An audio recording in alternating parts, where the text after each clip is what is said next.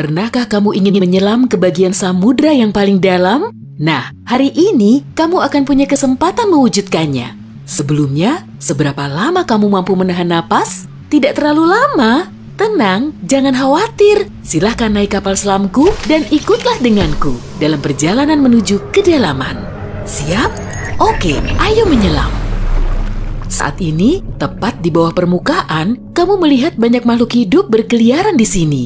Banyak sekali ikan dan hewan laut, serta halo, orang-orang yang sedang berenang melambaikan tangan ke kita. Tapi kita tak akan berlama-lama di sini. Dadah! Pada kedalaman 20 meter, ada dunia baru yang terbuka di depan matamu. Terumbu karang dangkal tumbuh dengan indah tidak jauh dari pantai. Dan hey, kita bertemu banyak orang lagi di sini. Tapi kali ini, mereka adalah penyelam scuba. Tanpa peralatan khusus ini, tekanan air di kedalaman ini tidak ramah bagi penyelam biasa.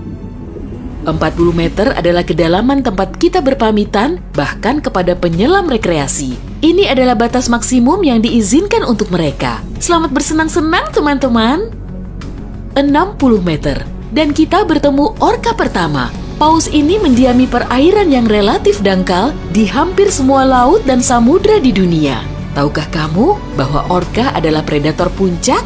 Artinya, orka tidak punya musuh alami dan tidak ada yang bisa mengalahkannya. Pada kedalaman 70 meter, kita bertemu dengan hiu paus, spesies ikan terbesar yang diketahui dunia dengan berat mencapai 60 ton. Umurnya pun lumayan panjang, semoga panjang umur selalu ya. Hiu paus bisa hidup sampai sekitar 130 tahun. Sekarang, lihatlah keluar. Jika kamu melihat penyelam scuba, artinya dia adalah seorang profesional. Karena pada kedalaman 100 meter, mereka harus sangat berhati-hati agar tidak terkena penyakit dekompresi. Penyakit ini terjadi jika kamu naik terlalu cepat ke permukaan. Dan jika beruntung, kamu juga bisa melihat gurita Pasifik raksasa. Dia tinggal di perairan dingin mulai sedalam ini dan sampai kedalaman 2000 meter. Sekarang, kita memasuki bagian samudra yang gelap. Pada kedalaman 150 meter, hanya 1% cahaya dari permukaan yang sampai ke sini. Sisanya diserap oleh air. Segala sesuatu yang lebih dalam dari sini akan menjadi semakin gelap. Hei, lihat! Pada kedalaman 200 meter, ada oarfish raksasa yang mengitari kapal selam kita. Makhluk ini diyakini sebagai penyebab dari semua penampakan ular laut. Dan banyak yang salah kaprah. Terkadang, mereka berenang ke permukaan dan menakuti para pelaut dan perenang. Tidak heran, panjang ikan ini bisa sampai 11 meter. Pastinya cukup untuk membuat bulu kuduku berdiri.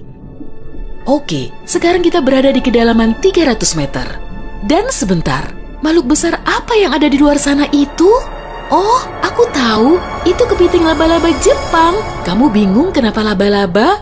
Tuh, lihat saja kaki mereka. Dan jawabannya akan datang kepadamu tanpa butuh petunjuk lain. Omong-omong, kaki-kaki ini juga yang mendominasi ukuran makhluk ini. Tubuh kepiting seperti ini biasanya hanya selebar setengah meter. Mari masuk lebih dalam. Dan di kedalaman 500 meter, kamu akan melihat paus biru terakhir. Tidak, bukan paus biru terakhir di dunia. Maksudku, ini adalah jarak terdalam yang bisa mereka tempuh. Paus biru tidak benar-benar perlu menyelam sampai sedalam ini untuk mencari makanan yang sudah berlimpah di perairan dangkal. Tapi mereka masih mampu. Sepertinya mereka hanya ingin memamerkan kehebatan. Mau bagaimanapun, mereka adalah makhluk terbesar dalam sejarah bumi, baik di samudra maupun di darat. Shh, kamu mendengar ini? Ini adalah suara yang dibuat paus sirip untuk berkomunikasi dengan teman-temannya dari jarak berkilo-kilometer. Mereka bisa melakukan ini berkat saluran shofar atau saluran laut dalam yang umumnya dimulai dari 600 meter, tapi kedalamannya dapat bervariasi. Ini adalah lapisan air yang kecepatan suaranya paling rendah dan gelombang suara dapat bergerak ribuan kilometer sebelum menghilang. Pada kedalaman 830 meter, kita telah mencapai titik tempat Burj Khalifa, gedung tertinggi di dunia. Tidak akan mungkin menunjukkan ujungnya ke permukaan jika diletakkan di bawah air. Hei, ayo kita coba. Sekarang kita memasuki bagian samudra yang sangat menarik. Di sini tidak ada sinar matahari dan banyak makhluk aneh berkeliaran. Salah satunya adalah cumi-cumi raksasa. Ya, yang luar biasa besar itu. Dia mendiami kedalaman 900 meter. Bayangkan makhluk dengan mata sebesar frisbee. Paus sperma memburu monster ini, tapi mereka dijamin mampu melawan balik. Melihat mereka bertemu adalah pemandangan yang menegangkan. Dan disinilah kegelapan pekat akhirnya menyelimuti kita. Zona tengah malam. Tekanan di sini sangat besar, sehingga jika kamu entah bagaimana bisa sampai ke sini tanpa kapal selam, kamu akan hancur dalam beberapa detik. Dan lebih malangnya lagi, tanpa melihat apapun, pasti tidak mau kan? Kembali ke topik. Di kedalaman 1100 meter terdapat Mata Barat, salah satu gunung berapi samudra terdalam di dunia. Letusan terakhirnya terjadi pada tahun 2009 dan bahkan direkam oleh kendaraan yang dioperasikan dari jarak jauh. Di kedalaman 1280 meter, kita melihat hiu putih besar yang ganas. Predator ulung ini adalah jagoan di kedalaman ini. Penglihatan mereka agak buruk dan mereka bergerak menggunakan indera penciuman. Jadi, mereka sama sekali tidak membutuhkan sinar matahari untuk memburu mangsa. Aku tidak melihatmu, tapi tetap akan memakanmu. Selain itu, penyu belimbing, penyu terbesar di dunia, menyelam di kedalaman yang sama. Apa mereka sengaja menyelam sampai sini untuk bermain dengan hiu putih besar? Wah, lihat jala-jala besar itu. Kita sekarang berada di kedalaman 1500 meter, tempat metode penangkapan ikan bernama menangkap semua digunakan. Jala di sini akan diseret di sepanjang dasar samudra, menangkap apa saja yang kurang beruntung di sana. Mengenai seberapa merugikannya metode ini bagi kehidupan samudra, biar kamu sendiri yang menilai. Pada kedalaman 1830 meter, jika berada di Grand Canyon, kita akan duduk di titik terendah dan terdalamnya. Bayangkan semua curug di sana terisi penuh oleh air, maka seperti itulah pemandangan di sini. Nah, jika kita benar-benar berhati-hati, pada kedalaman 2000 meter, kita akan melihat ikan naga hitam. Makhluk yang bagaikan muncul dari mimpi buruk ini tinggal di bagian samudra yang dalam dan gelap. Dan percayalah padaku, lebih baik dia tetap di sana. Bentuknya mirip makhluk dari film horor dan aku lebih suka jika kita tidak berpapasan dengannya di permukaan. Pada kedalaman 2250 meter, kita harus berpamitan dengan paus sperma. Ini adalah titik terdalam yang bisa mereka selami. Dan mereka memang tidak punya urusan untuk menyelam lebih dalam lagi. Mungkin kalau mereka berburu ikan naga hitam, atau justru mereka yang diburu. Mustahil, perbedaan ukuran mereka terlalu besar. Panjang paus sperma bisa mencapai 19 meter, yang menjadikannya paus bergigi terbesar di dunia. Tidak banyak makhluk laut bisa melawannya. Semoga kapal selam kita punya lampu sorot yang kuat ya, karena tanpanya kita tidak akan bisa melihat keindahan terumbu karang samudra dalam yang super indah di kedalaman 3000 meter. Terumbu karang ini dapat ditemukan di setiap samudra dan sayangnya tidak bisa dilihat tanpa peralatan khusus untuk menyelam di samudra dalam. Oke, mari terus melangkah lebih dalam. Dan di kedalaman 3700 meter, kita mencapai kedalaman rata-rata samudra dunia. Mulai sekarang, perjalanan menuju kedalaman yang sebenarnya dimulai.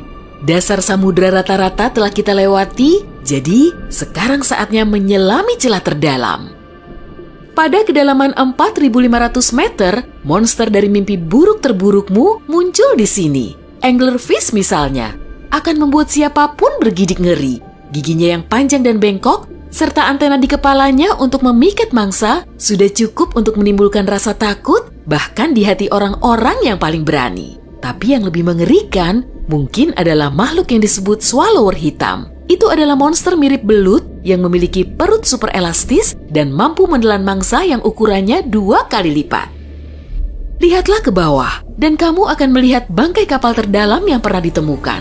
SS Rio Grande di Atlantik Selatan yang tenggelam pada tahun 1941 dan mencapai kedalaman 5.760 meter.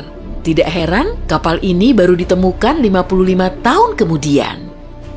Sekarang, bagian samudra terdalam dan tergelap dimulai.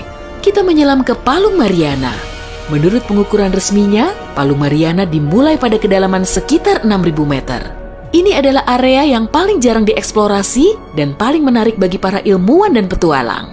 Apa yang ada di dasarnya? Baiklah, kita akan melihatnya. Tapi selagi masih dalam perjalanan, aku akan menunjukkan hal-hal lain yang ada di sini. Misalnya, ini adalah ikan terdalam yang pernah ditemukan. Namanya ikan siput. Dan dia tinggal di kedalaman 7.900 meter. Tubuhnya tembus cahaya sehingga kamu bisa melihat menembus kulitnya. Ya, untungnya kita tidak mematikan lampu. Bentuk makhluk mungil ini ternyata sangat imut bagi makhluk yang mampu menahan tekanan sekuat ini. Makin rendah dan dalam, kamu tidak akan melihat jenis ikan atau hewan vertebrata apapun di sini. Tekanannya terlalu besar untuk makhluk-makhluk tadi. Tapi ada udang dan invertebrata lainnya. Belum lagi mikrob yang dapat hidup bahkan di bagian terdalam samudra. Dan bagian terdalam itu adalah kedalaman Challenger. Ini adalah bagian bawah Palu Mariana dan kedalamannya 10.927 meter. Ya, kita telah sampai di bagian paling bawah bumi. Tak banyak orang yang pernah ke sini dan tak banyak juga yang diketahui tentangnya. Tapi para ilmuwan tidak akan berhenti dan ada harapan kita akan segera menemukan rahasia apa yang berada di kedalaman samudra.